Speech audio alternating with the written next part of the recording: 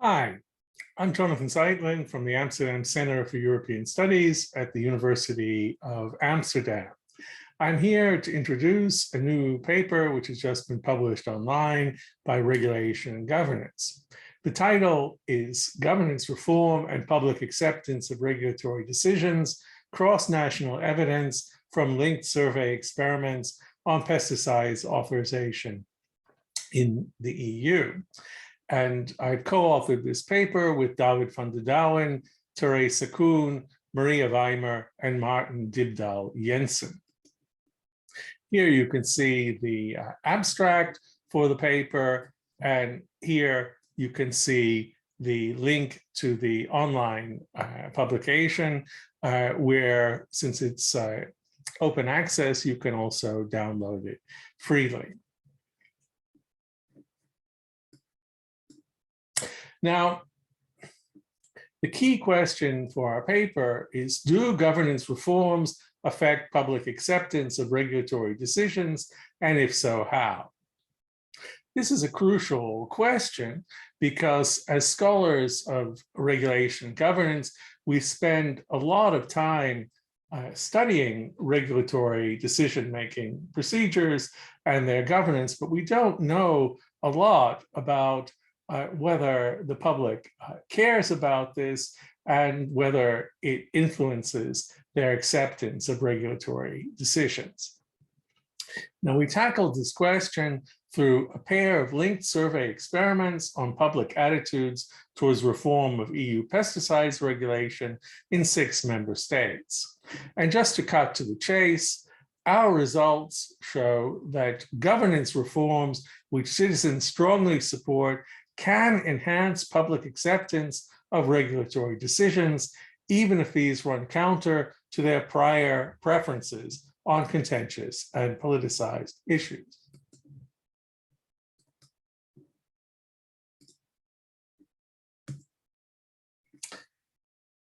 There's in fact little research on whether and under what conditions governance reforms enhance public acceptance of regulatory decisions. Most studies focus on procedural fairness, especially transparency and stakeholder consultation in explaining acceptance of regulatory decisions. Recent studies find that while perceived fairness of a decision-making procedure may enhance participants' acceptance of its legitimacy, acceptance of the decision depends more on substantive preferences about policy outcomes. Let me now tell you a little bit about pesticides regulation in the EU. This has become increasingly controversial and politically salient over the past decade. Glyphosate, the world's most widely used herbicide, has been designated as a probable human carcinogen by the International Agency for Research on Cancer, and this has led to large damage awards in US courts. The 2017 reauthorization of glyphosate by the EU was hotly contested, and it triggered public distrust in the current regulatory framework. There have actually been 2 European citizens' initiatives to ban glyphosate and a series of proposed national bans, which would also contravene EU law. There's an ongoing EU debate about which reforms should be adopted to address these concerns, and glyphosate itself is currently undergoing a new reauthorization procedure, which should be determined later this year. Now, in our research, we first set out to assess whether and how specific proposed reforms to decision-making procedures could impact public support for EU pesticides regulation.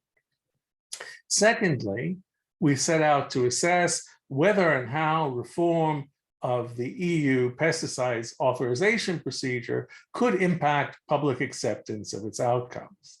And to do this, we conducted a pair of linked online survey experiments on public attitudes to reform of EU pesticides regulation among a representative sample of the adult population in 6 countries. Those countries were Germany, France, Italy, the Netherlands, Poland, and Sweden. Altogether, more than 9,000 people participated in the survey. There were 2 experiments. The first was a conjoint survey experiment on public attitudes to EU pesticides regulation. There, each respondent rated and ranked 6 proposed reform packages. They were shown 3 pairs of proposed policy packages for regulation of pesticides in the EU. And for each pair, they were asked to choose between the proposed packages and to rate them on a 5-point scale from strongly opposed to strongly support.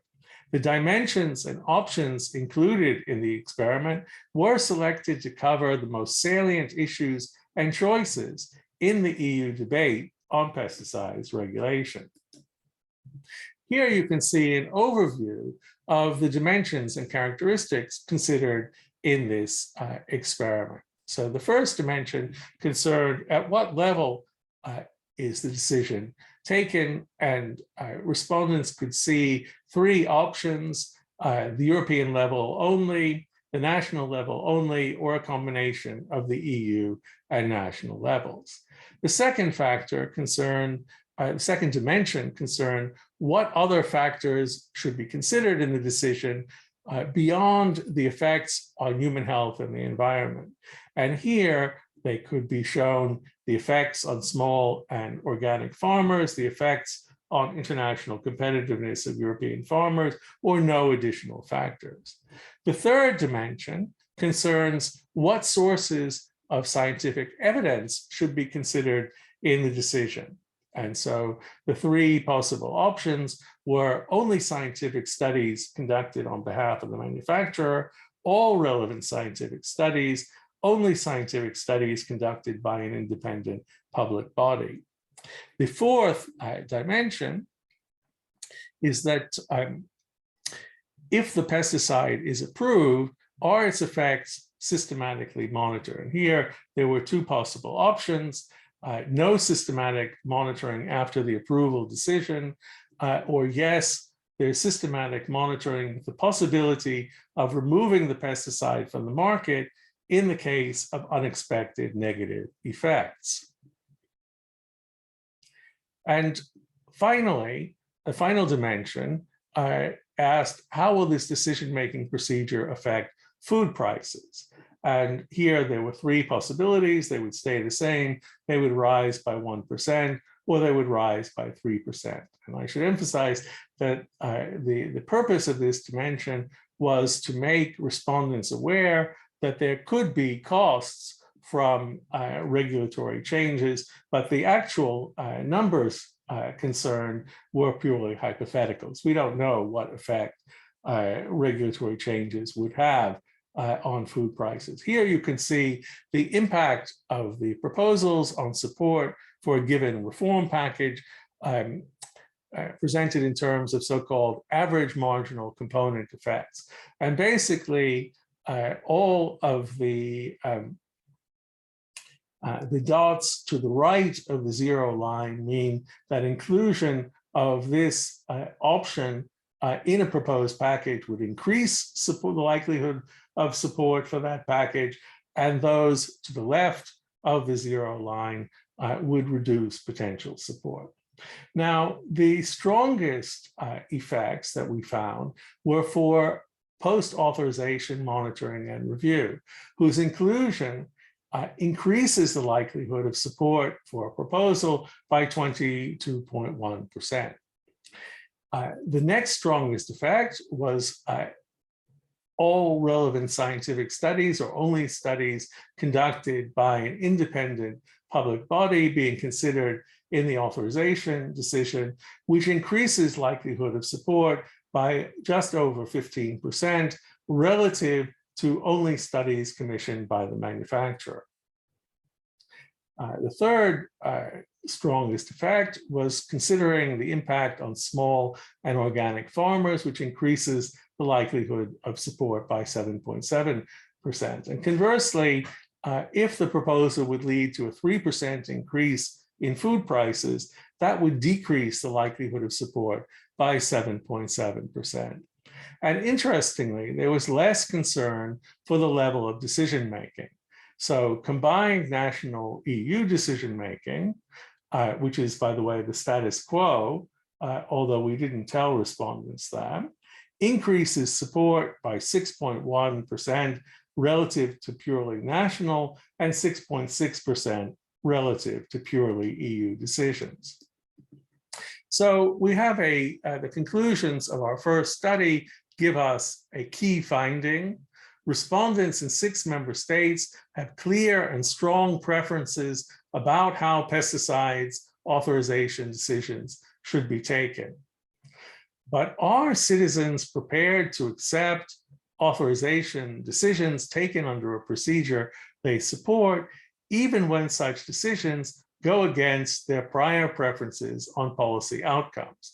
In other words, can the right governance procedure convince citizens to accept decision outcomes?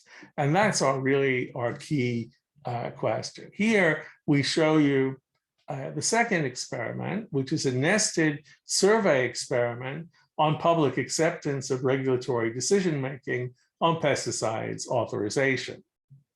And so the way this worked is that, as you saw in the first experiment, respondents rated 6 proposals with randomly differing characteristics.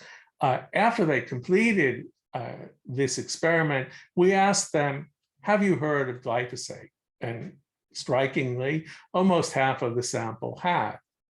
And then we asked everybody, should farmers be allowed to use pesticides containing glyphosate? And here, also quite strikingly, almost a third of the people who said they hadn't heard of glyphosate nonetheless had a view about whether farmers should be allowed to use it.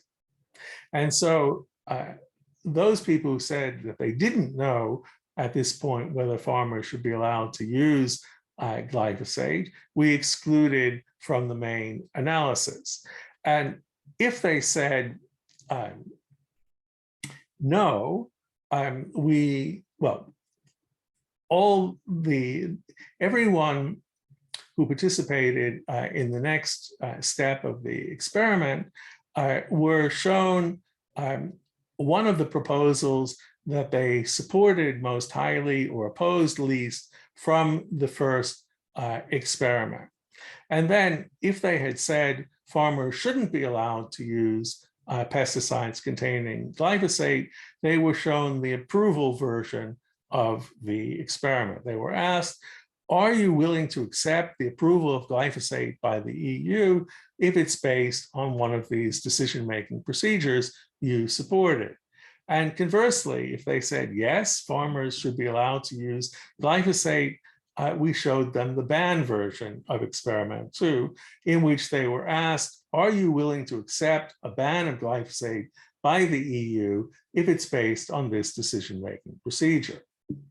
And we then tested 2 hypotheses. The first is if the hypothetical glyphosate authorization decision opposed to respondents' prior express preference is based on a decision-making procedure proposal they support, they're more likely to accept this decision than if it's not based on a procedure they support.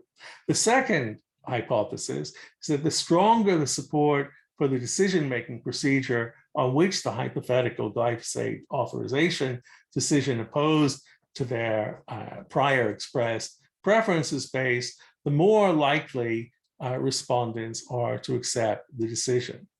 Now, both of these hypotheses were confirmed.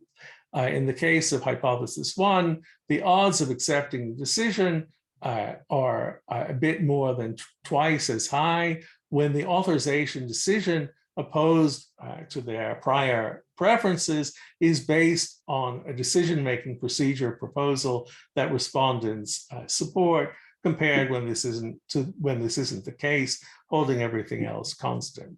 And then secondly, as the rating given to the most preferred proposal package increases, respondents' predicted decision acceptance probability increases while their non-acceptance probability decreases. And I should say also that the likelihood of a don't know also increases, indicating that opposition to decision acceptance is reduced. And here you can see this graphically. So our study provides robust evidence that governance reforms that citizens strongly support can enhance acceptance of regulatory decisions which run counter to their prior expressed preferences, even on highly politicized issues such as authorization and use of pesticides. Compared to previous experimental studies focused on procedural fairness, our results show much stronger effects of citizen support for a regulatory decision-making procedure on acceptance of policy outcomes opposed to their prior preferences. And we conjecture that our study finds stronger effects of support for a regulatory decision-making procedure on decision acceptance than previous studies, because the treatment we offer in the conjoint experiment is much richer than those in previous experiments, and it contains policy proposals respondents value more highly. And we think this is very encouraging in terms of the potential benefits for taking citizens' preferences about governance reforms seriously, that these can really lead to an increase in willingness to accept controversial decisions, even in highly politicized fields like pesticides. So thanks very much for listening, and please go ahead and look at the article itself for more detail. Thanks.